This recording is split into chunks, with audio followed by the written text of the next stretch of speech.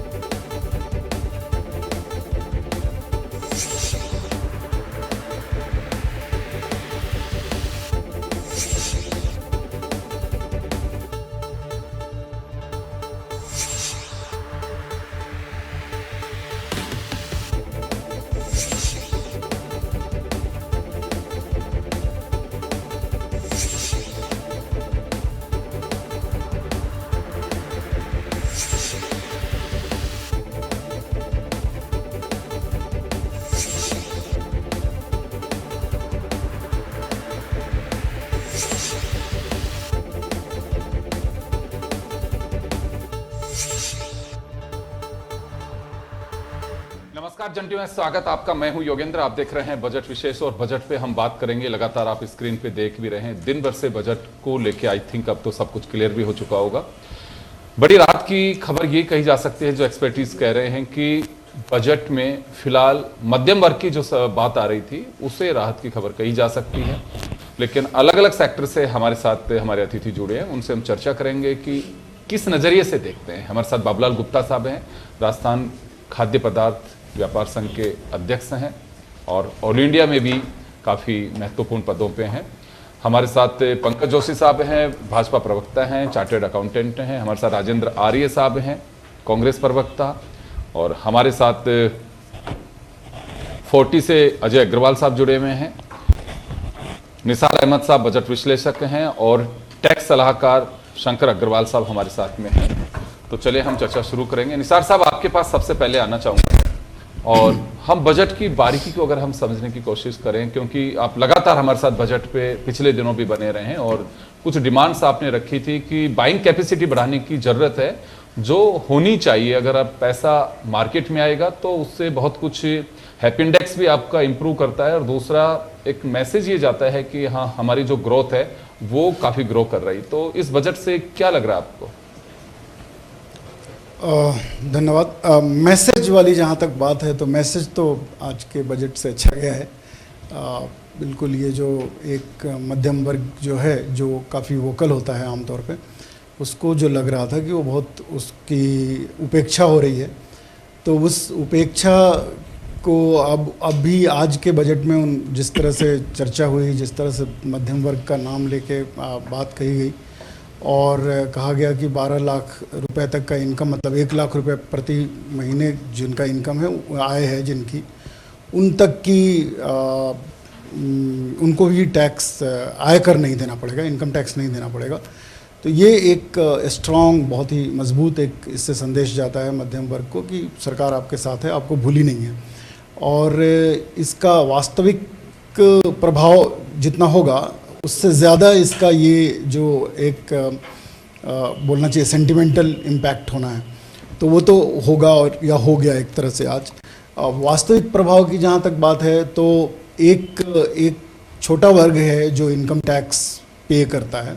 7-8 करोड़ लोग income tax देते हैं इतने बड़े देश में, और उसमें से अगर 70% लोग को भी अगर ये आज के अनाउंसमेंट से छूट मिलता है तो एक छोटा ही तबका है, मतलब समाज का, बहुत बड़ा तबका नहीं है जिसको सरकार ने छूट दिया है टैक्स में। मतलब लोग बोल रहे हैं कि जी मैं टैक्स का विशेषज्ञ नहीं हूँ और मैं कैलकुलेट नहीं कर सकता कि किसको कितना छूट मिला है, मतलब व्यक्तिगत किसको कितना लाभ होगा, लेकिन ऐसा सुनने में आ रहा है कि न्यूज़ देखने पर कि जो 12 लाख रुपए कमा रहे हैं साल में, उनको 80,000 रुपये साल में बेनिफिट होगा। लेकिन मेरा ये समझ है कि 12 लाख रुपए साल में कमाने वाले लोग कम हैं और उनकी संख्या बहुत ही कम है। तो एक छोटे तबका को, वास्तविक लाभ तो एक छोटे तबका को होगा, लेकिन इसका एक इम्पैक्ट होना है, सेंटिमेंटल इम्पैक्ट वो होगा।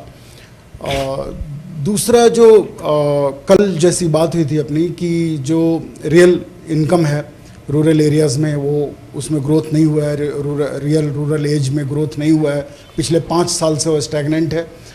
कल इकोनॉमिक सर्वे ने दिखाया कि जो वेज और सैलरी वाले एम्प्लॉई हैं उनका इनकम कोरोना से पहले के लेवल से अभी नीचे ही है, ऊपर नहीं जा पाया है, उसके ऊपर नहीं गया वास्तविक। अगर इन्फ्लेशन को एडजस्ट करने के बाद, बिना इन्फ्लेशन को एडजस्ट किए तो वो ज़रूर जाहिर है पहले से थोड़ा बड़ा है, लेकिन अगर इन्फ्लेशन से एडजस्ट कर दें तो कल के इकोनॉमिक सर्वे का ये डेटा है कि कोरोना से पहले की स्थिति में है जो वेज और सैलरी वाले जो एम्प्लॉयज़ हैं उनका। जबकि इकोनॉमिक सर्वे ये भी शिकायत करता है कि जो कॉरपोरेट है they are like swimming in profits, उनका मुनाफा तो बढ़ रहा है लेकिन उसको वो पास ऑन नहीं कर रहे हैं अपने एम्प्लॉयज़ को। ये शिकायत कल किया इकोनॉमिक सर्वे ने।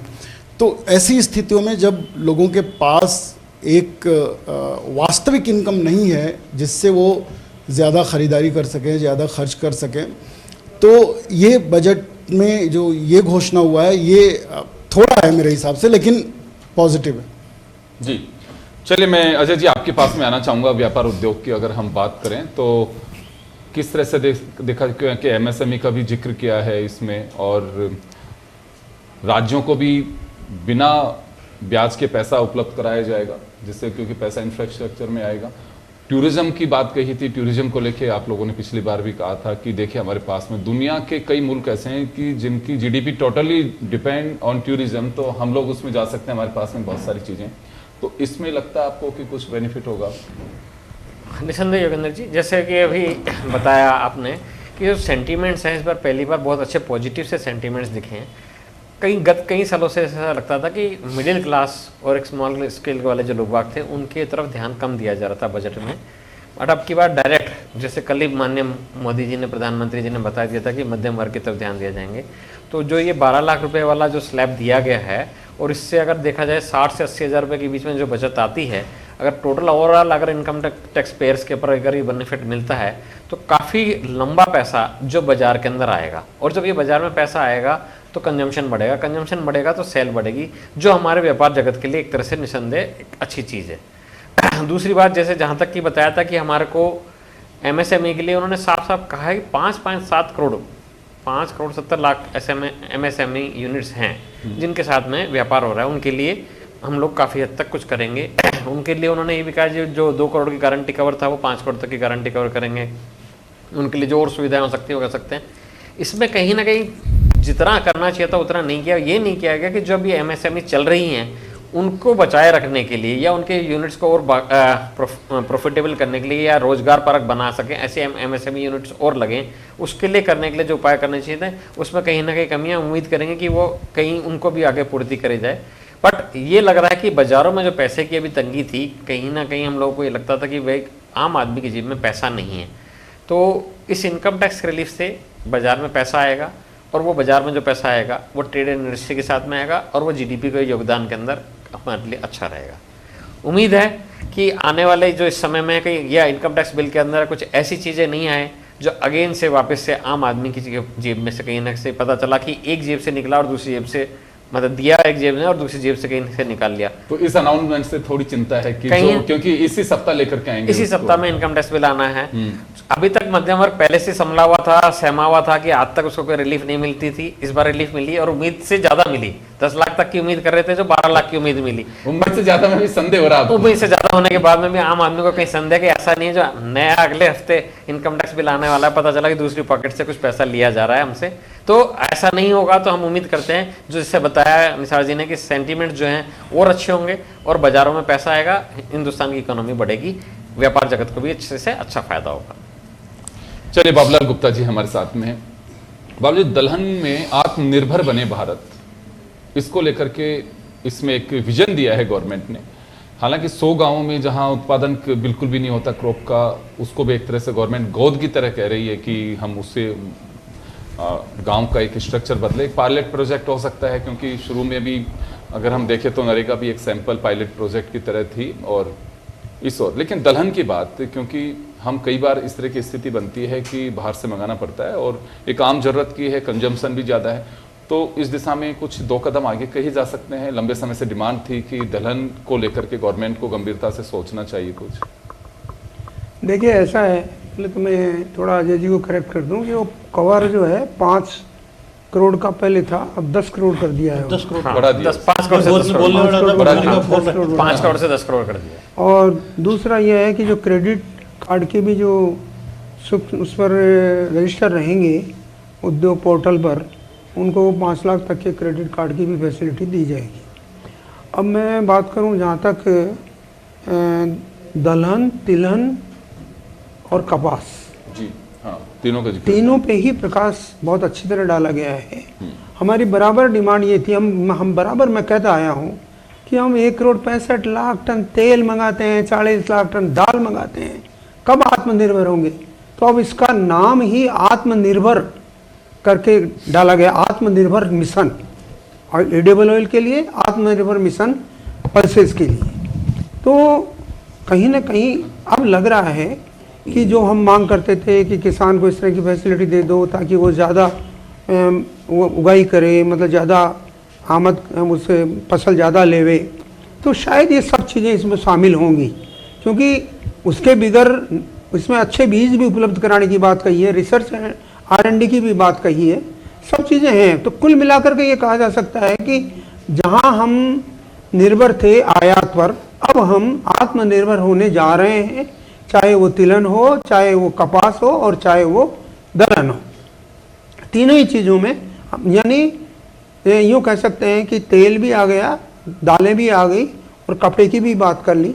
थोड़ी बहुत आगे जा कर के इन्होंने मकान की भी बात की, जिसमें 1 लाख की बातें हैं और 1 लाख करोड़ रुपया अर्बनाइजेशन के लिए भी इसमें मद में रखा गया है कि हम अर्बन को मजबूत करने के लिए जो एकदम से झुग्गी झोंपड़ी और ये सब इकट्ठी हो रही है, इनको किस तरह से अर्बनाइजेशन में शामिल कर लें और अच्छा परिदृश्य साबित हो, तो ये सब बातें भी इसमें कही गई हैं। तो कुल मिलाकर के ये कहा जा सकता है कि अब हम फसल के मामले में किसान की बात कर लें। किसान की स्थिति, आज की स्थिति ये है, वो और कुछ नहीं मांगता है, वो MSP, वो सीधा सीधा मांगता है MSP पे मेरा माल खरीद लो। वो नहीं कहता कि मुझे सब्सिडी दो, वो नहीं कहता कि किसी और चीज़ दो, MSP में मेरा माल खरीद लो, ये बात है। परंतु इस बजट में इसका थोड़ा सा अभी मुझे कहीं वर्णन नहीं मिला है।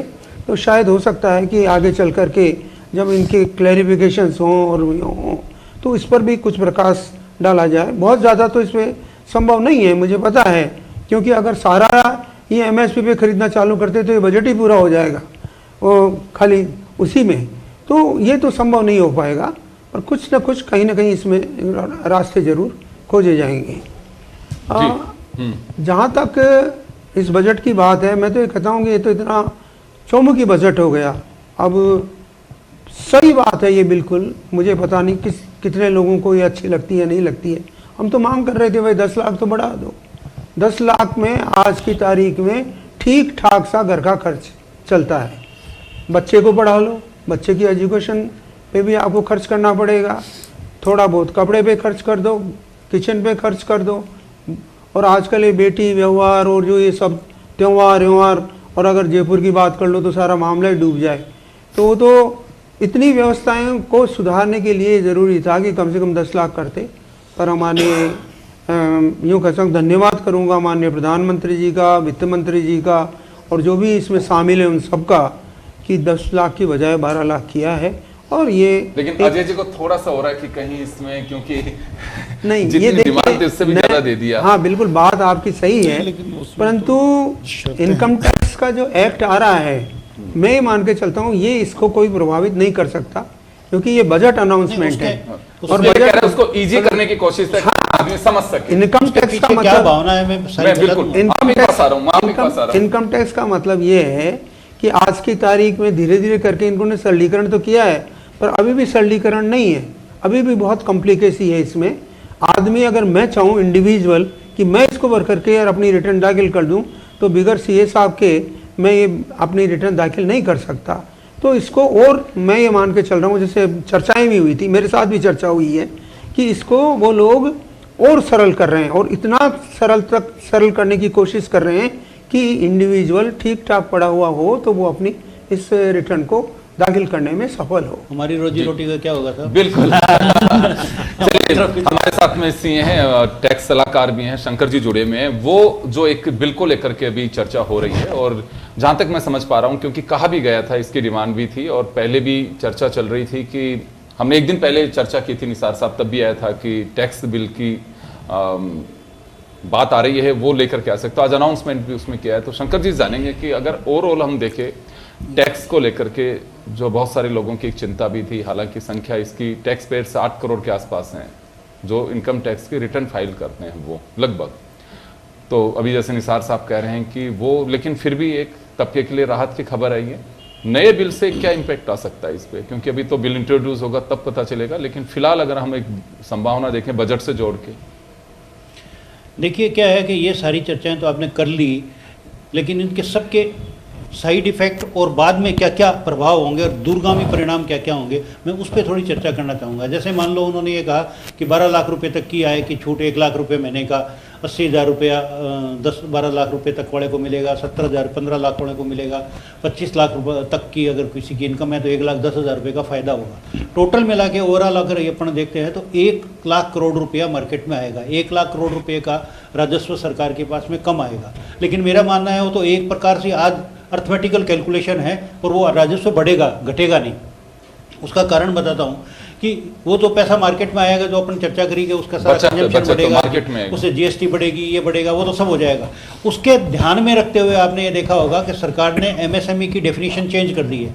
पहले एमएसएमई में 50 करोड़ रुपए तक का निवेश और 125 करोड़ रुपए का वो टर्नओवर होता, सॉरी 250 करोड़ रुपए का टर्नओवर होता था, वो डेफिनेशन थी। अब उसको चेंज करके 125 करोड़ रुपया का निवेश और 500 करोड़ रुपए का टर्नओवर कर दिया है। तो कहीं ना कहीं सरकार ये मान के चलती है कि एमएसएमई और ये स्टार्टअप और ये सब चीज़ों पर फर्क पड़ेगा। एमएसएमई में 5 करोड़ की जो लोन की लिमिट थी वो 10 करोड़ करी है, और स्टार्टअप में 10 करोड़ की लिमिट 20 करोड़ रुपए की है। तो ये तो एक प्रभाव हुआ कि इन सारी चीज़ों का दूरगामी परिणाम होगा।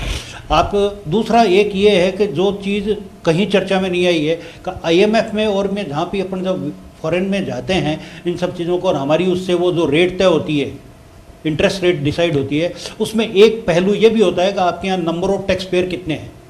नंबर ऑफ टैक्स पेयर का मतलब number of tax return file करने वाले कितने हैं। तो सरकार का ध्यान इस तरफ से है कि नंबर ऑफ टैक्स पेयर बढ़े। जब 2014-15 में आए थे तो 2.5-3 करोड़ लोग टैक्स के रिटर्न भरते थे।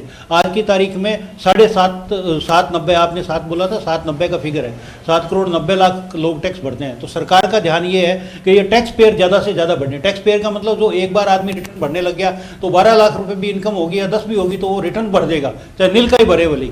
तो नंबर ऑफ टैक्स पेयर, जो नंबर ऑफ रिटर्न जो है हमारे पास में, वो बढ़ जाएगा। तो इनके सारे दूरगामी परिणाम होते हैं। जैसे एक रिपोर्ट में आज पढ़ रहा था कि 110 करोड़ लोगों को उज्ज्वला योजना के अंतर्गत मोदी जी ने गैस कनेक्शन दिए, 110 घरों को, 110 करोड़ घरों को, परिवारों को कनेक्शन दिए।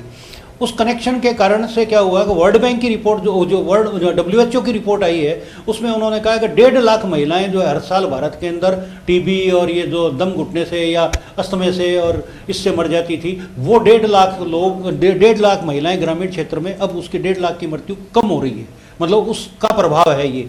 तो हर एक चीज़ का कोई ना कोई दुर्गामी परिणाम होता है। जैसे मान लो आपने 12 करोड़ लोगों को शौचालय बनवा दिए गाँव में, उसका प्रभाव ये होता है कि भाई गांव के अंदर महिलाएं जाती थी, कोई छेड़छाड़ करता, कोई और करता, कोई किसी तरह की जो मिस हैपनिंग होती थी, कोई बलात्कार हो गया, किसी को उठा के ले गया, कोई अपहरण हो गया, तो वो घटनाएं कम हो गई है। उसका कोई मेरे पास रिकॉर्ड नहीं है, पर मैं एक अंदाजा कर रहा हूँ, जब इस घटना से कनेक्ट कर रहा हूँ मैं।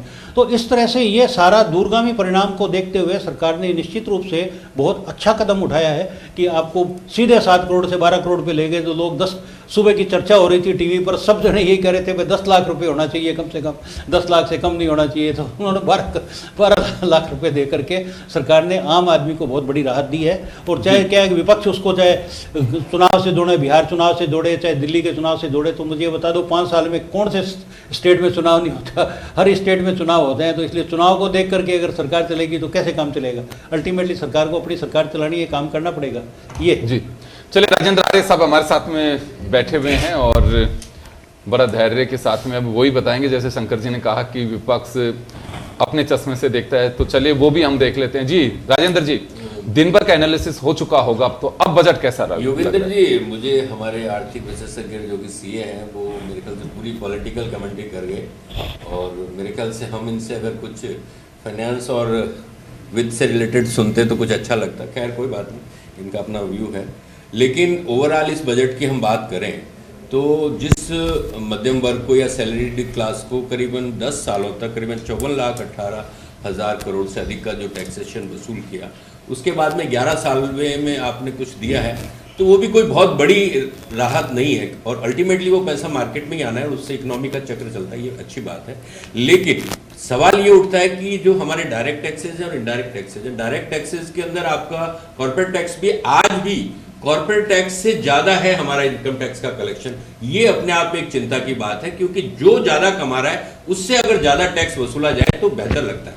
दूसरी बात है कि इनडायरेक्ट टैक्सेस तो इस देश का 140 करोड़ जो है लोग, वो तमाम लोग उस टैक्स को देते हैं।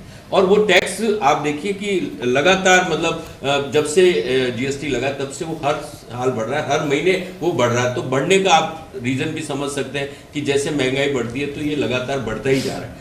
आज सवाल ये उठता है कि सरकार ने एजुकेशन के ऊपर जो हमारा एक्सपेंडिचर्स है वो 3% से नीचे है, हेल्थ बजट का जो एक्सपेंडिचर है 2% के नीचे है, मनरेगा का बजट घटा दिया, और पेट्रोल और डीजल के ऊपर एक मिनट सुन लीजिए, मनरेगा का तो बजट नहीं घटाया सर। मैं आपको बीच में नहीं बोल रहा था ना, आप पॉलिटिकल कमेंट्री कर रहे थे, फिर भी आपको सुन रहा था, आप बीच में बोल रहे हैं। मैं ये कह रहा हूं कि पूरे जो हमारा इंटरनेशनल ट्रेड है 85% ट्रेड हमारा डॉलर के अंदर होता है। आज डॉलर 2014 के अंदर डॉलर 58 रुपए 46 पैसे था, आज डॉलर 87 पे भी रुक नहीं रहा है। तो आज आप इस चीज को समझिए, आज एक्साइज ड्यूटी पे हम रियायत की उम्मीद कर रहे थे कि साहब पेट्रोल और डीजल पे एक्साइज ड्यूटी पे हमें राहत मिलती। किसानों के लिए निर्मला सीतारमन जी ने कहा कि नहीं साहब किसानों की आय भी बढ़ी है, किसानों की लागत भी घटी है। मुझे ये समझ में नहीं आता है कि यूरिया की किल्लत है, यूरिया मिल नहीं रहा है। यूरिया का जो बजट था पिछले मतलब उसमें वित्त वर्ष में 1,88,947 करोड़ था, जो कि इस बार घटा के 1,64,150 करोड़। एग्रीकल्चर 1,71,000 सिर्फ 20,000 करोड़ सब्सिडी की बात फर्टिलाइजर सब्सिडी उसको कम की। मैं आपको पूरा बता रहा हूँ। और सबसे बड़ी बात है कि अभी भी इस देश का जो गरीब आदमी है आज इंश्योरेंस के कवर से अभी तक कवर नहीं हुआ है। सवाल ये उठता है कि सरकार ने 74% एफडीआई की जो लिमिट थी उसको बढ़ाकर 100% कर दिया। आज जो हमारी LIC है, जो इस पूरे देश की जो सबसे ज़्यादा दावों के निस्तारण के लिए जानी जाती है, जब प्राइवेट कंपनीज आएंगी तो मेरे ख्याल से ये LIC का तो मतलब वजूद रहना बहुत मुश्किल लगता है सर। और सवाल ये उठता है कि इस सरकार की वचनबद्धता गरीब आदमी के प्रति है क्या? मैंने देखा कि फसल बीमा के नाम पर लोगों से वसूली हुई है। अभी मैं गंगानगर का एक एग्जांपल आपको बता दूं, एक किसान ने खरीफ सीजन का जब गवार की फसल 20 बीघा उसकी बोई थी, वो फसल खराब हुई, उसके अंदर 3500 का प्रीमियम चला गया, लेकिन उसको मुआवजा मिला 257 रुपए। तो ये अपने आप में एक बहुत चिंताजनक बात है। सरकार का जो होमवर्क है ना इसमें कि भाई किसान को क्या मिलना चाहिए, आपकी महंगाई नियंत्रण का कोई मैकेनिज्म नहीं, रोजगार कैसे क्रिएट होंगे, डॉलर कैसे नियंत्रित होगा, इंटरनेशनल ट्रेड। और आज भी हमारी जो पर कैपिटा इनकम है ना सर, आज ये कहते हैं कि हम we are fastest growing, third fastest growing economy, लेकिन मैं आपको बता दूं कि आज भी अमेरिका की जो पर कैपिटा इनकम हमसे 37 गुना ज़्यादा है। तो आज आप किस बुलावे में हो, आपको अपनी इनकम बढ़ानी पड़ेगी, पर कैपिटा इनकम बढ़ानी पड़ेगी, तब आप अगर ग्रो करते हैं तो समझ में आता है। लेकिन अगर आप कंज्यूमर इकोनॉमी बन के रह गए, मैन्युफैक्चरिंग में आपका कोई योगदान नहीं है। जी पंकज जी, नहीं, आपके एक पास मिनट, में- एक मिनट, एक मिनट मैं दो बातों को करेक्ट तो ये अमेरिका में जो आप अमेरिका की कैपिटल की बात कर रहे हो, अमेरिका में 45% लोग टैक्स पेयर हैं, हमारे यहाँ पर 4% 5%। तो अमेरिका की आबादी क्या है सर? तो इसलिए उसको कंपेयर अमेरिका की आबादी क्या है? महानरेगा की विकासशील राष्ट्र है वो, विकसित राष्ट्र है। फिर देखिए, आप अगर आपको ग्रोइंग कहते हैं तो आपको पर कैपिटा इनकम पे भी करना पड़ेगा। देखिए योगेंद्र जी, निश्चित रूप से बजट जो है 2047 के विकसित भारत को देख करके है। और पहली बार आपने ऐसा देखा होगा कि जहां सभी लोग, चाहे वो आम आदमी हो, व्यापारी हो, किसान हो, सब लोग जो हैं खुश हैं, सिवाय एक विपक्ष को छोड़ करके। विपक्ष को बड़ा मतलब उन्होंने कहा कि साहब 12 लाख की आय जो है आपने कर दी। मुझे बताइए कि 2014 में आपकी जो है टैक्स छूट रिबेट कितनी थी? 2 लाख। इनकम टैक्स एक्ट कब से लागू हुआ? मुझे बताइए कब से लागू हुआ? शायद 50 वर्ष से तो ऊपर हो गए होंगे, लेकिन 2 लाख की इनकम थी। और जब 2014 से 24-25 में आ रहे 11वें साल, तो 6 गुना 12 लाख जो है इनकम छूट रही है। 4 लाख है सर इस साल भी। अरे सर 2 लाख पे वो टैक्स था, 4 लाख पे तो 5% है ना, अरे 4 से ऊपर। अरे फिर 12 लाख से ऊपर है उसको देना टैक्स। निशान साहब, जब 12 लाख इनकम कम होती है, ये 11,80,000 है, तो मुझे टैक्स देना है क्या? आप पीछे बोल रहे हो मुझे टैक्स देना है क्या? सर मैं बोलूं, मैं ये कहना चाहता हूं कि 2 लाख जब था तब भी कैलकुलेशन ये रिबेट वगैरह करके वो ऊपर चला जाता था, 5-7 लाख। अरे तो भाई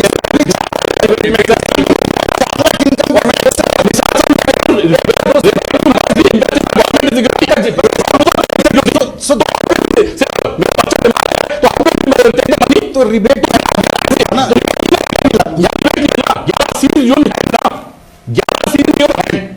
आप अपनी मर्जी से रख सकते हैं 80।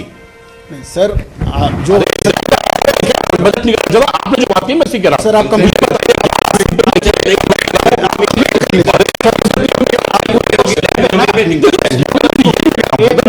चीज है, मैं बता जब आदमी 1 रुपया भी जाएगा तो वो होगा। 12 लाख तक कोई टैक्स नहीं है। 12 लाख रुपए यदि किसी की इनकम है और इन सैलरी क्लास की 12,75,000 है, तो मैं ख्याल में कोई जो है उसको 1 रुपया टैक्स देने की आवश्यकता नहीं है, पहली बात। और 2 लाख रुपए पे जो है उस टाइम ये था कि आप यदि केवल इनहेंस 2 लाख रुपए रख सकते हैं, उसके बाद आपको यदि रखना है तो मैं याद दिलाता हूं 2014 से पहले कि कोई भी इन्वेस्टमेंट विदाउट गवर्नमेंट सिक्योरिटी है ना, जो कि या तो LIC हो या बेसिकली आपका जो है NSC हो, जो गवर्नमेंट स्कीम्स हो, जो कि बेसिकली फिक्स था, 5 ईयर लोन फिक्स था, है ना, जिसके ऊपर 8% गवर्नमेंट, यदि आप उस पर लोन लेंगे तो 1% गवर्नमेंट चार्जेस एंड 2% का एक्स्ट्रा इंटरेस्ट, है ना, यदि उस पर आप लोन लेंगे तो मैं कह रहा हूं बहुत यदि आप लंबे टाइम में बड़ी चीजें होंगी। लेकिन आज की डेट में जब आदमी पूरा खुला हुआ है, जिसके ऊपर उस आदमी को लगता है कि मुझे 7% पे नहीं, 6% पे नहीं, मैं 9% पे भी मेरा इनकम को ले सकता हूं, तो मैं 9% पे भी जो है अपने पैसे को वो इन्वेस्ट कर सकता है। देखिए जो चीजें हैं मैं उस पर नहीं आऊंगा, लेकिन पहले बात कर रहा हूं कि आप 12 लाख रुपए तक की इनकम की छूट है। इसके बाद में आप देखिए कि जो अभी गुप्ता साहब ने कहा कि बिल्कुल सही कहा कि जब तक हम स्वावलंबन पे नहीं रहेंगे तब तक बड़ी परेशानी थी। और मैं याद दिलाता हूं गुप्ता साहब को, गुप्ता साहब भी थे उसमें और मैं भी था। हम जो है 2011-12 की बात है जब हम लोग एक उसमें थे और मिस्टर जो हैं अपने ये नागर जी जो हैं वो जो है कंज्यूमर फूड मिनिस्टर थे और नागर जी की बात है। जी बिल्कुल। और इस देश ने जो है चने की दाल की जगह जो है मटर की दाल खाई थी, और हमसे कहा था उन्होंने कि हमने राजस्थान के लिए 5000 मैट्रिक टन का ऑर्डर दे दिया है। उस टाइम पॉपुलेशन थी हमारी 5 करोड़। अब आप देखिए 5000 मैट्रिक टन को यदि 1000 से गुना करें तो प्रति व्यक्ति प्रति महीने और प्रति दिन जो है आप कहेंगे तो प्रतिदिन 4 ग्राम दाल जो है प्रति व्यक्ति आती थी। अब उसमें कैसे खर्चा चलता कैसे चलता वो आप खुद सोच लें। तो मैं कह रहा हूं कि वो दिन भी देखें, लेकिन आज कहीं ना कहीं इस देश को वहां तक लाने के लिए, हम 2047 की बात कर रहे हैं, तो आज जो है हम आत्मनिर्भरता की तरफ बढ़ रहे हैं लगातार की तरफ, कि आज हमारा दलहन उत्पादन भी बढ़ रहा है, हम दलहन पे भी जो है ध्यान दे रहे हैं। इसके साथ सबसे बड़ी चीज है कि कैपेक्स के ऊपर ध्यान देना। आप देखिए कि टोटल हमने कैपेक्स कम नहीं किया। 2014 के पास सरकार थी तब उन्होंने कहा था कि हम जो है आयुष इसलिए नहीं खरीद सकते, हम अपने ऑर्डिनेंस जो जितने भी थे हम अपने डिफेंस की चीजें इसलिए नहीं खरीद सकते कि हमारे पास बजट नहीं है। हम जो है ये वही सरकारें हैं जो आज हमसे जो पूछ रही हैं अभी जो करी थी, वो सरकारें जिन्होंने जो है, इनके एग्रीकल्चर मिनिस्टर थे शरद पवार साहब, और शरद पवार साहब को माननीय सुप्रीम कोर्ट ने कहा था कि जो अनाज आपके एफसीआई गोडाउन में यदि खराब हो गया है उसको कम से कम गरीबों में बांट दें, है ना। मैं कह रहा हूं कि शायद वो कितना सा अनाज होगा, देखिए कितना खराब हुआ अनाज होगा, या तो पूरा ही खराब कर दिया होगा तो बात अलग है, लेकिन कितना खराब हो गरीबों में नहीं बटा। लेकिन पिछली सरकार जो है कोरोना काल से लेकर लगातार जो है 80 करोड़ लोगों को जो है फ्री अनाज बांटी, उसके बाद भी जो है अन्न की कमी नहीं आई है। आज अन्नपूर्णा के रूप में जो है पूरे जो है देश का अन्नदाता अन्न दे रहा है, लोग जो है उसको यूज कर रहे हैं। तो कह रहा हूं कि कहीं ना कहीं देश को जो है उस चीज बनने के लिए उसकी तरफ जो है हमारा पूरा का पूरा ध्यान है। तीसरी चीज मैं बताता हूं कि अभी जो है उन्होंने कहा है कि हम जितने भी सेकेंडरी स्कूल्स हैं और जितने भी हमारे जो है स्वास्थ्य केंद्र हैं, इनके अंदर जो है ब्रॉडबैंड रहेंगे, है ना। यही वो सरकार है, पिछली सरकार जब आपने पूछा होगा कि उन्होंने कहा था कि आप जो है ये रुपे कार्ड और ये जो है मोबाइल बैंकिंग तो लेकर के आ रहे हैं, लेकिन हमारे यहाँ तो जो है गांव में जो है कोई मंत्री तो कहता था कि पेड़ पे चढ़ कर जाना पड़ता है, कोई कहता था पहाड़ पे चढ़ के जाना पड़ता है, कोई कहता साहब हमें जो है वो जंगल में जाना पड़ता है। तो ये कहा करते थे, लेकिन आज मुझे लगता है कि कोई ऐसा गाँव नहीं है जहां पर जो है नेट नहीं है या इंटरनेट नहीं है। और मेरे ख्याल में विश्व का सबसे पहला देश नहीं करते चढ़ करके बात कर रहे हैं। वो देखिए मैं कह रहा हूँ कभी कोई नहीं सिंगल तो कभी पोजीशन होती है।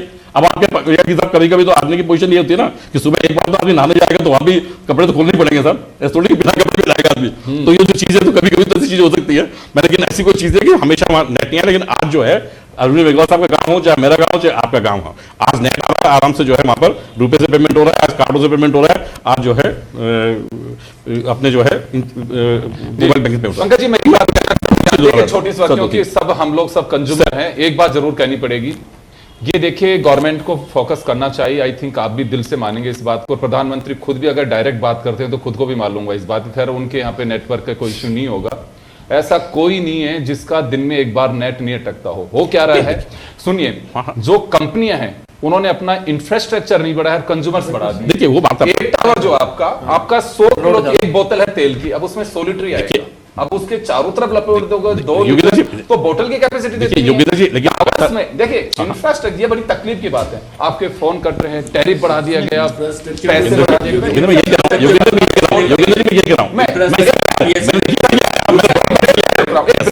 ब्रेक के बाद जब भी सरकार ने 2014 के बाद से आप देखेंगे तो सरकार में जिस चीज की आवश्यकता है और जिस चीज का जो नेगेटिव इफेक्ट थे, है ना। मैं कह रहा हूं कि आज आप देखिए कि ईवी की पोजीशन थी कि आज हम डीजल और पेट्रोल पे लगातार जो है देश की मुद्राओं को लगातार खर्च कर रहे थे। आज लगातार हम जो है ईवीज के ऊपर आए और हम जो है ऑल्टरनेटिव्स के ऊपर आए।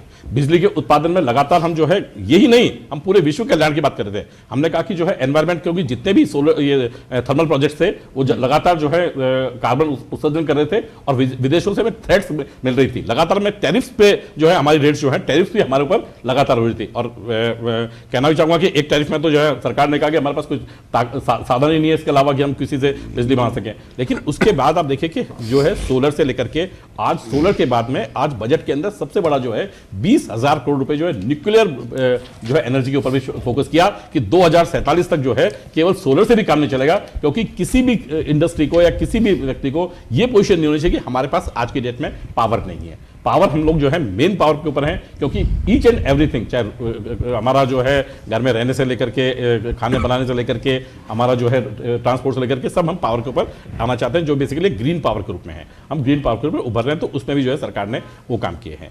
आज मोबाइल के जहां पर हम लोगों का इंपोर्ट होता था, आज देखिए मोबाइल में भी लगातार हम सेकंड मैन्युफैक्चरिंग पूरे वर्ल्ड में सेकंड मैन्युफैक्चरर हैं। यहां तक कि जो बाहर की कंपनियां होती थी, एप्पल भी जो है पहले आया करता था, एप्पल पे लिखा मेड इन चाइना, और जो है मार्केटेड बाई जो है कैलिफोर्निया, है ना। और उसके बाद में आ जाता है कि मेड इन इंडिया और जो है मार्केटेड बाई द एप्पल। चलिए मैं पंकज जी वापस आ रहा हूं आपके Yes, पास में। जी निसार जी, आपके पास में आना चाहूंगा। बजट एलोकेशन की अगर हम बात करें तो जैसे अभी डाउट हो रहा था राजेंद्र जी को कि सब्सिडी की बात जो की जा रही थी, सर मैं उस पर भी तो बोल दूं सर। एक ही मिनट में आया बस में। हाँ। नहीं नहीं, सब्सिडी तो जो फूड सब्सिडी, फर्टिलाइजर सब्सिडी, इनमें कोई खास बढ़ोतरी है 3000 करोड़ ऐसे कुछ, तो वो बढ़ोतरी नहीं है। नरेगा का बजट नहीं बढ़ा है, पीएम आवास योजना का बजट घट गया शहरी में, ग्रामीण में बढ़ा नहीं है। प्रधानमंत्री ग्राम सड़क योजना का बजट नहीं बढ़ा है। जल जीवन मिशन शहरी ग्रामीण दोनों का बजट नहीं बढ़ा है पिछले साल जितना है। तो जो हम बोल रहे हैं कि इंफ्रास्ट्रक्चर बहुत डेवलप हो रहा है, तो इंफ्रास्ट्रक्चर क्या सिर्फ शहरों में 6 लेन 8 लेन सड़क को ही बोलेंगे हम? प्रधानमंत्री ग्राम सड़क योजना से इंफ्रास्ट्रक्चर नहीं बनता है, तो उसका बजट बढ़ाना चाहिए कि नहीं? कई सालों से उसके बजट को हम एक तरह से देख रहे हैं कि या तो धीमी गति से बढ़ रहा है या नहीं बढ़ रहा है।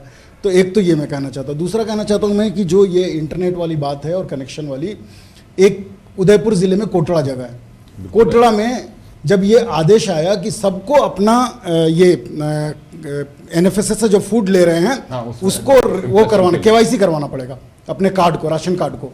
वहाँ पे एक सिर्फ आधार सेंटर है और वहाँ पे 50-60 लोग एक दिन में करवा पाते हैं, और वहाँ की आबादी कितनी है? तो वो अभी तक वहाँ पे लगभग 40-50 हज़ार लोग ऐसे होंगे जिनका KYC नहीं हुआ है राशन कार्ड का। तो हम इंफ्रास्ट्रक्चर यहाँ भी तो बढ़ाना पड़ेगा ना। हम आधार को मैंडेटरी कर दिया, आधार मैंडेटरी करने के बाद हमने उसको KYC मैंडेटरी कर दिया, लेकिन हमारे पास पर्याप्त आधार सेंटर नहीं है जहाँ जाके लोग वो करवा सके, KYC करवा सके। तो इंफ्रास्ट्रक्चर ग्रामीण क्षेत्रों में कहाँ जा रहा है, किस प्रकार से बढ़ रहा है कि नहीं बढ़ रहा है? क्या ये इंफ्रास्ट्रक्चर जो मेगा हाईवेज बन रहे हैं, बड़े बड़े मॉल बन रहे हैं, और उनसे हम खाली नापेंगे या इनसे भी नापेंगे? हमने ग्रामीण क्षेत्रों में जो एक आज घोषणा हुई है बजट में कि ग्रामीण क्षेत्रों में 5 लाख नए इंटरप्रेन्योर्स की पहचान करके और उनको बढ़ावा दिया जाएगा काम का। वो बजट, वो कैसे काम करेगा, उसका कितना बजट होगा पता नहीं है, लेकिन इस देश में ग्रामीण क्षेत्रों में 70% 65% आबादी रहती है। 5 लाख कोई संख्या है क्या? 5 लाख संख्या इतना कम है। तो उसमें महिलाएं, उसमें SC ST, ये जो नए एंटरप्रेन्योर जो नया काम शुरू करना चाहते हैं उनको बढ़ावा दिया जाएगा, ये बोला गया है। मैं एकदम माइक्रो छोटे काम करने वालों की बात कर रहा हूँ। हम जो अभी बात कर रहे थे MSME जिसमें 125 करोड़ और उसकी बात नहीं कर रहे। तो हमें ये इन क्षेत्रों पे जो जहाँ पे वास्तविकता बहुत ही कठिन, वहाँ पे ध्यान देने की जरूरत है। गिग वर्कर्स का जो एक प्लान लेकर के आ रहे हैं, उससे उनको बेनिफिट मिलेगा क्या कि उनको दायरे में लेकर के आ रहे हैं उनके? नहीं, गिग वर्कर्स के लिए सिर्फ ये घोषणा हुई है आज कि वो ई-श्रम पोर्टल पे अपना रजिस्ट्रेशन करा सकते हैं। ई-श्रम पोर्टल तो 2 साल पहले सरकार लेके आई थी, तब गिग वर्कर्स को क्यों बाहर रखा था समझ में नहीं आया। आज उनको बोल दिया कि करवा सकते हैं, लेकिन ई-श्रम पोर्टल पे जो असंगठित मजदूर जाके अपना रजिस्ट्रेशन करवाता है उसको क्या फायदा मिलता है? ई-श्रम पोर्टल पे रजिस्टर हो जाता है, एक कार्ड मिल जाता है, बस। उसका बेनिफिट नहीं है। नहीं, रोजगार में काउंट कर लिया जाता है। कई सवालों में एक जवाब है मेरे पास में कि जो सारा बजट अलोकेट किया है उसमें क्या है कि 1,33,000 करोड़ रुपया होम अफेयर के नाम से पहले था पिछले साल। इस बार उसको बढ़ा करके उन्होंने 2.5 लाख करोड़ रुपया कर दिया है।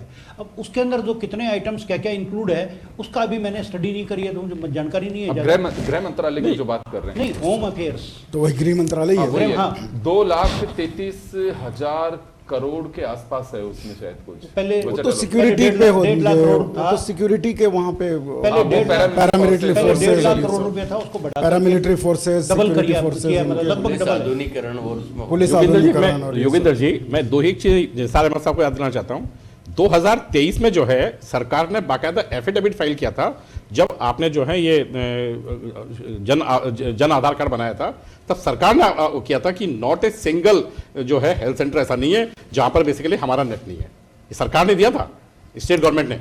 आप सुनिए ना, मैं बात आपने कोटला की बात बताइए, मैं आपको बता रहा हूं, अभी बैठे हैं कांग्रेस के लोग, सरकार ने कहा था कि यदि नहीं है तो हम देंगे, लेकिन सरकार ने कहा था कि जब जन आधार बनाया था, जब क्योंकि बेसिकली जन आधार का पैसा जो है वो सरकार के, केंद्र सरकार के बजट से था, जो उन्होंने पूछा था कि भाई ये जो पोजीशन है ये क्या चल पाएंगे क्या? उन्होंने कहा कि नहीं, एक भी ऐसी जगह नहीं है जहां पर जो है हमारा जो है ये नेट नहीं है। पहली बात मैंने तो आपको इसका जवाब दिया है। दूसरा जो है, एक अभी आपने प्रश्न पूछा था कि जो ये बिल आ रहा है, टैक्स बिल जो आएगा, उसमें कोई जो है सब्सिडाइज या कोई बढ़ने घटने की ये है। देखिए वो जो बिल है वो बिल्कुल डिफरेंट बिल है। उसमें इस टैक्स रेट से, टैक्स रिजीम से और टैक्स से कोई लेना नहीं है। उसमें केवल प्रोसीजरल पार्ट है, जो इनकम टैक्स का जो प्रोसीजरल पार्ट है वो है। इसके अलावा पिछली बार सरकार ने जो है विवाद से समाधान स्कीम जो लेकर के आए थे, उसमें 33,000 लोगों ने बिना किसी दबाव के, बिना किसी उसके, कोई किसी को नोटिस नहीं, कोई किसी को नहीं, 33,000 के जिनके चल रहे थे उन लोगों ने अपने आप जाकर के अपना रेट करके अपना टैक्स लायबिलिटी खत्म करी है। तो ये जो चीजें हैं कि लगातार, क्योंकि हम जो टैक्स लायबिलिटी थी लगातार, यदि आप देखेंगे तो जो पहला जो टैक्स 1962 जब का जो एक्ट है उसमें के अंदर लिखा हुआ है कि दंडात्मक कार्रवाई, जो आज उन्होंने कहा कि हमने न्यायिक कार्रवाई के लिए कहा कि अब जो ये कार्रवाई होंगी दंडात्मक कोई नहीं होगी। हम कोशिश करते हैं कि पेनल्टीज नहीं हो, उसके अंदर केवल जो है सरल प्रक्रिया हो और न्यायिक रिव्यू हो। आईपीएस बीएनएस में चेंज हो गया तो वो तो अरे तो भाई यार पेनल्टी भी तो है यार, ये नाम बदल के दे भी दे रहे हैं यार, नाम नहीं है भाई, आप देखो इसको यार, नाम नहीं है भाई। उसके अंदर जो पहले था कि हाँ केस चले, पिछली बार चले बीएनएस नहीं था, तो तब भी कहा गया था कि वो जो फौजदारी या उस तरह के केस, क्रिमिनल केसेस थे, उससे बाहर गया है उसमें। जी, मैं अजय जी के पास में जाना चाहूंगा। अजय जी, टूरिज्म सेक्टर को अगर हम बात करें तो उसका जिक्र काफी किया गया है इसमें। एक बड़ी चिंता हो रही है लोगों में कि साहब एआई आएगा तो क्या होगा। ये रिफॉर्म्स होते हैं समय समय पे। राजीव गांधी जब 1984 में जिक्र किया था 85 के अंदर कि कंप्यूटर की आवश्यकता है, तब भी इसी तरह से लोगों की चिंताएं थी। लेकिन अब लगता है कि कंप्यूटर के बिना काम नहीं चल सकता था। उदारीकरण की बात की मनमोहन सिंह जी ने जब फाइनेंस मिनिस्टर थे तो उसकी एक आवश्यकता थी। तो वक्त है कि वक्त के साथ चीजें तो बदलनी पड़ेंगी। देखिए अनडाउटेडली जिस बार टूरिज्म के ऊपर किया है, फोकस पहले से भी हमारी जो सरकार है उसका टूरिज्म के ऊपर था। माननीय प्रधानमंत्री जी ने पहले भी कहा था कि जैसे वेड इन इंडिया, जैसे अपन कहते हैं मेड इन इंडिया, वैसे उन्होंने वेड इन इंडिया करके हिंदुस्तान के अंदर उसको प्रमोट किया था। ऐसे ही इस बार जैसे रिलीजियस अपने कहते हैं टूरिज्म को उन्होंने काफ़ी प्रमोट किया। पूरे जितने भी अपने मंदिर हैं या अपने इस तरह के संस्थान हैं, चाहे वो और भी धर्म के हों, उनके भी जितने भी संस्था हैं, उन सबको उन्होंने वापस से दोबारा बनाया है। अच्छे अच्छे कॉरिडोर वगैरह बनाए हैं। तो वो अपना एक रिलीजियस टूरिज्म भी क्या है, बहुत बढ़िया। और इस बार उन्होंने जो ध्यान दिया है वो मेडिकल टूरिज्म, उन्होंने बहुत बढ़िया ध्यान दिया है। क्योंकि हिंदुस्तान में मेडिकल की जो सुविधा उपलब्ध है वो पूरे वर्ल्ड में उसके मुकाबला नहीं है। और सबसे ज़्यादा है कि ये चीप है, काफ़ी सस्ती है। मतलब जो अगर आज अमेरिका, यूरोप वगैरह अंदर किसी में भी कहें, उनके कंपेरिजन में काफ़ी सस्ती। इवन तो अपन कहें मिडिल ईस्ट के अंदर भी जो अपने को है मेडिकल की सुविधाएं, यहाँ हिंदुस्तान में बहुत अच्छे लेवल के ऊपर हैं। तो इस बार एक तो उन्होंने क्या किया, मेडिकल टूरिज्म के ऊपर ध्यान दिया। दूसरा उन्होंने 50 स्पेशल अपन कह सकते हैं कि टूरिस्ट डेस्टिनेशंस, कि हिंदुस्तान में पैसा, हिंदुस्तान का पैसा हिंदुस्तान में रहे, बाहर नहीं जाए, इसके लिए 50 स्पेशल टूरिस्ट डेस्टिनेशन को उन्होंने प्रमोट करने के लिए किया है। तो जो सरकार ने ये 50 स्पेशल को किया है, इसका फ़ायदा हिंदुस्तान को मिलेगा। और राजस्थान तो टूरिज्म में शुरू से अग्रणी है, तो राजस्थान को भी मिलेगा। उन्होंने साथ ही साथ में बुद्धिस्ट के अंदर भी किया है कि बुद्धिस्ट के जितने भी हैं उनको भी डेवलप करें। तो ऐसा नहीं है कि खाली उन्होंने एक धर्म के साथ में जोड़ा है। तो टूरिज्म को तो देखा जाए तो काफ़ी प्रमोट करने के लिए उन्होंने किया है। जहाँ तक हमारी एक मांग थी कि टूरिज्म को इंडस्ट्री का एक दर्जा दिया जाए, और यहाँ पे उसके लिए काफ़ी हद तक हम लोग आगे बढ़े हैं, वो अभी तक नहीं मिल पाया। पर उम्मीद है कि आगे इसके अंदर भी हमारे को फ़ायदा मिलेगा। और टूरिज्म जो है बहुत अच्छी एक हिंदुस्तान को जीडीपी ला के देगा। तो ये एक ऐसी इंडस्ट्री है जिसके अंदर साथ में हम कहेंगे कि टूरिज्म के साथ में राजस्थान तो बढ़ेगा ही बढ़ेगा, पूरा हिंदुस्तान के अंदर काफ़ी अच्छा एक इसका मैसेज आएगा। क्योंकि हमारे ऐसी डेस्टिनेशंस हैं जिन्हें प्रमोट करने की भी आवश्यकता नहीं, बस उस पर ध्यान केंद्रित करने की जरूरत है। कुछ वहाँ की कनेक्टिविटी, क्योंकि अभी जैसे पहाड़ी क्षेत्रों में भी अभी थोड़ी सुविधाओं की, हाँ देखिए सुविधाओं की, ये जो अभी उड़ान सुविधा जो बात की है, उड़ान सुविधा देने के लिए छोटी छोटी जगह के ऊपर जहाँ पे हमारे कनेक्टिविटी है। अगर आज हम गए, जयपुर बहुत बड़ा डेवलप है, उदयपुर डेवलप है, उसका कारण है कि रेल, एयर और सब जगह से डेवलप है। पर दूसरी जगह कनेक्टिविटी के लिए अगर सुविधाएं और बढ़ जाएंगी तो हम कहते हैं जो छोटी छोटी जगह हैं वो बहुत आगे तक जाएंगी। देखिए अब जम्मू कश्मीर तक हाई ब्रिज के जरिए कैसे भी पहुंचा रही हैं। तो नॉर्थ ईस्ट में आप देखिए ट्रेन की या फिर वहाँ की फ्लाइट्स की जो कनेक्टिविटी जो है वो काफ़ी बड़ी है। तो 100 एयरपोर्ट्स की बात कही है, खासकर पहाड़ी क्षेत्रों में भी उसमें इंगित किया गया है। तो हमारे यहाँ नेचर है, उसको लोग देखने भी जाना चाहते हैं, तो इससे बड़ा बेनिफिट मिलेगा। एक वो और जो एक आम 50 आदमी के लिए उड़ान योजना जो है, उड़ान योजना के अंदर सस्ती टिकट्स का वगैरह सारी चीजें रहती है, तो वो भी एक वो है बहुत अच्छी है। 50 जो आपके टूरिस्ट स्टेशन हैं उनके ऊपर जो भी नई होटल आएंगी वो जो है बेसिकली जो है उसको इंडस्ट्री का दर्जा है, उनको सारे इंडस्ट्री बेनिफिट्स मिलेंगे। ओके, वो क्लियर कट जो तो है टूरिज्म इंडस्ट्री की उसके नहीं, बाद टूरिज्म को नहीं दिया उन्होंने, उसको टूरिज्म दिया है को जो नहीं दिया, होटल 50 स्पेशल होटल्स को दिए। दिया है उन्होंने, होटल्स को लिया है जो नई बनेंगी, वो स्पेशल जो पर्टिकुलर नई बनेंगी, पुरानी को नहीं दिया, Jobs में, जो वो नई लेकिन बनेंगी jobs जो में 50 पर्टिकुलर जो इसमें 50 आएंगी। जी चलिए राजेंद्र जी, आपके पास मैं आना चाहूंगा। अब तो काफी खुल करके चीजें हुई हैं, पंकज जी भी कह रहे हैं कि नजरिया बदलना चाहिए। चलिए बाबूलाल जी पहले कुछ कहना मेडिकल चाहें। टूरिज्म की जो बात हो रही है ना, देखिए मेडिकल टूरिज्म इतना बड़ा टूरिज्म है। मैं आज के 10 साल 15 साल पहले की भी अगर बात कर लूँ ना, तो मैंने ये देखा था कि दिल्ली में अपोलो अगर हॉस्पिटल है तो उसमें एक पूरी विंग बाहर के लोगों से है। वो एक अटैची लेके आता है, कोई उसके साथ वाथ नहीं आता, और सारी देख रेख हम लोग करते हैं, और वो इलाज करा करके अपना टाइप जैसे ही थोड़ा ठीक हो जाता है तो वापस से उस पर काम करना चालू कर देता है। तो वो न केवल एक अपोलो, बाकी वहाँ का एस्कॉर्ट, वहाँ की आपकी दूसरी जो जितने भी मेदांता वगैरह है, सारे हॉस्पिटल्स में हो गया। मैं तो ये कहता हूँ अपने यहाँ जयपुर में भी ये चालू हो गया है। बहुत सारे लोग हैं जो यहाँ आकर के भी इलाज करवाना चाहते हैं, बिल्कुल। परंतु अब इनको स्टार है, सोचना सार्थक है। पड़ेगा, अब आ रहे हैं, इनको अभी भी आ रहे हैं बहुत सारे बड़े अब इनको ये सोचना पड़ेगा, हमको ये सोचना पड़ेगा कि हमारी जो नर्सिंग है, नर्सिंग की इतनी बढ़िया रेपुटेशन थी, वो धीरे धीरे धीरे धीरे डिटोरिएट हो रही है। अगर हमने ये कमजोरी दिखा दी, डॉक्टर हमारे अच्छे हैं, इलाज अच्छा हो जाता है, पर इलाज को ठीक करके पेशेंट को भेजना है, वो व्यवस्थाएं अभी कहीं भी शामिल नहीं है। तो मैं ये सोचता हूँ कि टूरिज्म डेवलपमेंट के साथ साथ, मेडिकल टूरिज्म के डेवलपमेंट के साथ साथ इन संस्थाओं को भी सबल किया जाए। पहले जो साउथ से जो नर्सेज आती थी ना केरल में से, वो अब वहाँ पर इनपुट बंद हो गया है, अब आती नहीं है।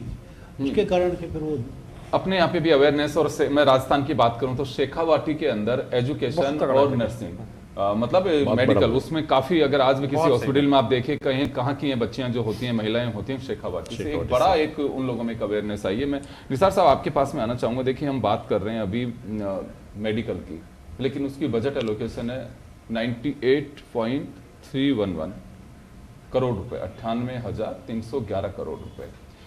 यहाँ थोड़ा सा इजाफे की आवश्यकता है। दूसरा अब 75,000 सीटें, हाँ 75,000 सीटें देंगे 5 साल के अंदर। तो यहाँ मेडिकल इंफ्रास्ट्रक्चर की बड़ी आवश्यकता है, क्योंकि मैं ये जिक्र इस वजह से कर रहा हूँ कि जिलों के अंदर मेडिकल कॉलेज तो खोले जा रहे हैं। हो क्या रहा है कि जब मान्यता के लिए इंडियन मेडिकल काउंसिल से कोई आता है तो एक जगह के डॉक्टर दूसरी जगह के तीसरे जगह शिफ्ट किए जाते हैं, तो फिर उस हिसाब से बजट थोड़ा और बढ़ाने की आवश्यकता। दूसरा एजुकेशन का जो बजट रखा है 1,28,650 करोड़ रुपए है ये जो अभी इसमें, तो यहाँ कुछ इसमें जरूरत थी कि हाँ यहाँ इजाफा करना चाहिए था। दो बातें मैं कहना चाहता हूँ। एक तो ये है कि जो भी हम लोग बात कर रहे हैं इंफ्रास्ट्रक्चर का, चाहे पहले जो इंफ्रास्ट्रक्चर बात हुआ उसमें भी मैंने कहा कि उसमें भी एक डिस्कनेक्ट है। एक तरफ तो 8 लेन और 10 लेन हाईवेज़ हैं, और एक तरफ अपना पीएम आवास योजना का बजट नहीं बढ़ा है। उसी तरह से हेल्थ में भी है। हेल्थ में भी आप देख सकते हैं कि बहुत बड़े बड़े हॉस्पिटल हैं, बहुत अच्छे हॉस्पिटल हैं, विदेशी लोग आके इलाज करा के जा रहे हैं, लेकिन हमारे जो ज़िला अस्पताल हैं, हमारे जो कम्युनिटी हेल्थ सेंटर हैं, हमारे जो प्राइमरी स्वास्थ्य केंद्र हैं, उनकी स्थिति सुधारने की ज़रूरत है। कहा है भारत सरकार ने जो अपना हेल्थ पॉलिसी बनाया अभी 2020 में, उसमें ये कहा गया कि हम एक बढ़ाएंगे हेल्थ बजट को, ले जाएंगे जीडीपी के 2.5% तक, जीडीपी के 2.5% तक। उसके लिए स्टेट और सेंटर का मिला के, तो स्टेट और सेंटर का मिला के अभी जीडीपी का हम कितना हेल्थ पे खर्च कर रहे हैं, 1% से 1.25% तक जीडीपी का हेल्थ पे। तो वो पिछले 10-15 साल से बना हुआ है उस पर। तो हम उस पर जब हर साल थोड़ा थोड़ा नहीं बढ़ाएंगे, हेल्थ और एजुकेशन को प्रायोरिटाइज नहीं करेंगे, प्रायोरिटाइज करने का मतलब ये हुआ कि जो रूटीन इंक्रीज होता है 5-10% का, उससे ज़्यादा बढ़ाएं हम, तब तो हर साल बढ़ाने के बाद वो उस लेवल तक पहुंचेगा जहां हम उसको पहुंचाना चाहते हैं। एजुकेशन का मामले में भी यही है। हमारा एक आम तौर पे ये सहमति है कि जीडीपी का 6% एजुकेशन पे खर्च होना चाहिए। अभी 3.5% खर्च होता है जीडीपी का। तो जीडीपी हर साल बढ़ रहा है, बजट एक्सपेंडिचर भी हर साल बढ़ रहा है, लेकिन वो परसेंटेज के फॉर्म में वो नहीं बढ़ रहा है, क्योंकि हमारा जो इंक्रीमेंटल इंक्रीज है हम उसको ज़्यादा इंक्रीज नहीं कर रहे हैं। और ये भी मैं बोल रहा हूँ सेंटर और स्टेट का मिला के दोनों का। तो अगर हम उस इंक्रीमेंटल इंक्रीज से आगे, जैसे आप देख लीजिए कि प्रधानमंत्री ये समग्र शिक्षा अभियान का बजट जो सरकार का मेन व्हीकल है, मेन स्कीम है जो राइट टू एजुकेशन को लागू करने का, उसका बजट वही रूटीन जैसा 5,000 करोड़ या 3,000 करोड़ बढ़ा है। तो वो हमें देखना पड़ेगा कि एक हम किस तबके के सेवाओं की बात कर रहे हैं। अमीर तबके के सेवाओं की स्थिति हो सकता है अच्छी होगी, लेकिन जो निर्भर है सरकारी सेवाओं पर, व्यक्ति सरकारी शिक्षा सेवाओं पर, सरकारी स्वास्थ्य सेवाओं पर, सरकारी आंगनबाड़ी केंद्रों पर। आंगनबाड़ी के बारे में कहा गया आज, वित्त मंत्री महोदया ने कहा कि हम पर यूनिट कॉस्ट बढ़ाएंगे आंगनबाड़ी में। बहुत अच्छी बात है, पर यूनिट कॉस्ट कम है, बढ़ाना चाहिए। लेकिन जो प्रधानमंत्री पोषण आंगनबाड़ी कार्यक्रम है उसका बजट में कोई बढ़ोतरी नहीं हुई है। तो वही बात है ना कि ये सब होगा तो इन सब ये जो स्कीम्स हैं, जो प्रोग्राम्स हैं जिनके थ्रू ये लागू होते हैं रूरल एरिया में और शहरी बस्तियों में, उनको तो उनके बजट को तो बढ़ाना पड़ेगा ना, वहाँ पे इम्प्रूवमेंट लाना पड़ेगा, वहाँ पे गवर्नेंस इम्प्रूव करना पड़ेगा। तो ये एस्पेक्ट कहीं ना कहीं हम मिस कर रहे हैं। जी बिल्कुल, आप सही कह रहे हैं। अगर यूनिट का अगर आप दायरा बढ़ा रहे हैं तो पैसा भी उस तरह से, उसका आकार भी बढ़ाना होगा बजट का, वो मिसिंग है। जी योगेंद्र जी, दो चीजें जो निसार साहब ने कही, एक बार मैं राजेंद्र जी के पास मैं वो, क्योंकि उनके भी सवाल का जवाब देंगे आप, मैं बीच में चूक गया था, उनके पास गया नहीं। जी राजेंद्र जी। देखिए, इस बजट के अंदर जिस तरीके से इंफ्रास्ट्रक्चर की बार बार बात करी और जिस तरीके से अभी तो एआई का टाइम आ गया है, और एआई के अंदर भी हमने जिस तरीके से देखा कि भाई इंटरनेट की जो क्वालिटी है, और खासकर जो हमारा सरकारी क्षेत्र का जो इंटरनेट प्रोवाइडर था या जो हमारा टेलीकम्युनिकेशन का सिस्टम था, उसी पे ही टोटल निर्भरता है। नए इंफ्रास्ट्रक्चर पे हमने ध्यान नहीं दिया। और एआई के ज़माने में, सूचना प्रौद्योगिकी के ज़माने में, आज रिलीजियस टूरिज्म की भी जब हम बात करते हैं तो हमने अभी जो लैब्स देखे, मतलब सूचना प्रौद्योगिकी के ज़माने के अंदर भी जो हमें क्राउड कंट्रोल या क्राउड मैनेजमेंट की बात थी, हमने जो इसी अभी कुंभ के अंदर जो देखा था, तो इस तरीके से रिलीजियस टूरिज्म बढ़ाने के साथ साथ हमें उन सूचना प्रौद्योगिकी के जो तमाम जो उसके नवाचार हैं उनको भी उनके साथ में करना पड़ेगा। जो एआई के लिए इन्होंने सिर्फ 500 करोड़ रखा, वो सफिशिएंट नहीं है पूरी तरीके से, मतलब उसको ज़्यादा होना चाहिए। और देश की आबादी के हिसाब से मतलब आपको इंफ्रास्ट्रक्चर रूरल एरिया के ऊपर फोकस करना चाहिए, बजाय कि साहब आप एयरपोर्ट्स पे फोकस कर रहे हैं या हाईवेज पे फोकस कर रहे हैं। यहाँ पर पूरी तरीके से आपको ग्रामीण क्षेत्र पे, क्योंकि सबसे ज़्यादा हमारा मैन पावर जो है ग्रामीण क्षेत्र से आता है। नहीं, वो भी बिल्कुल आपकी सही है। अभी हो क्या रहा है कि जैसे बड़े शहरों पे ही फोकस ज्यादा नजर आता है हमें। हाँ, मुंबई, जयपुर, कैपिटल पे ही सारा। मैं कैसे बात कर रहा था, मुंबई दिल्ली जैसे हाईवे, तो दो जगह उसको काउंट किया जा रहा है। उसको रूरल जहां बेल्ट से निकल के जा रहा है उसमें भी वो काउंट हो रहा है, और हाईवेज में भी काउंट हो रहा है कि नहीं साहब लोगों को रोजगार मिला, इतना पैसा उससे क्षेत्र से निकल रहे हैं वहां पे खर्च किया। चलिए समय कम है पंकज जी, शायद आपके पास तो नहीं आ पाऊंगा मैं एक बार अजय जी मैं बताता हूँ। चिंता की गई सर, दो चीज मैं कहता हूँ, एक मिनट बस। निवेश को लेकर चिंता की गई थी, हमारे पास में एक अपॉर्चुनिटी इस बात को लेकर के है, जैसे पंकज जी जिक्र कर रहे थे एप्पल के फोन का और दूसरी चीजों का। चाइना से ज्यादा भरोसेमंद पार्टनर के रूप में लोग इंडिया को देखते हैं, इसमें कोई डाउट नहीं है। अभी भी हमारा कहीं मिसिंग है, या इस बजट से कुछ ऐसा माहौल क्रिएट होगा जिसकी वजह से, चाहे क्योंकि लोग वियतनाम जा रहे हैं, साउथ कोरिया जा रहे हैं, अफ्रीकन कंट्रीज को चुन रहे हैं, तो ऐसा लगता है कि हमारे यहाँ पे लाने के लिए अभी कुछ इस बजट में प्रयास किए गए हों? नहीं, देखिए, इस बजट में जो प्रयास किए गए हैं वो शुरुआत से इंडस्ट्री को डेवलप करने के लिए काफ़ी प्रयास लगातार किए जा रहे हैं। और इंडिया का अगर आप कहें कि विश्वास वाला इंडेक्स है वो काफ़ी हद तक है। मैं यहाँ के लिए नहीं कहता हूँ, विदेशों के अंदर भी अगर कहें वो इंडियन माल की वो पूरी वैल्यू रहती है, रादर देन चाइना है या अपन दूसरी इस कंट्रीज हैं उनके तुलना के अंदर। तो इस बजट के अंदर ये नहीं कहा गया कि इंडस्ट्री को कोई ज़्यादा डायरेक्ट कोई बेनिफिट दिया गया, कॉर्पोरेट को कोई बहुत ज़्यादा बेनिफिट दिया गया। बट अगर जो कंजम्पशन के साथ में जो भी चीज़ आएगी, हिंदुस्तान पूरे वर्ल्ड में सबसे बड़ा कंजम्पशन का मार्केट है, 140 करोड़ लोग बाग यहाँ पर हैं। तो वो देश, दूसरे देश को उनको अगर अपना माल लेना है, देना है, या उनको करनी है तो हिंदुस्तान में आना पड़ेगा।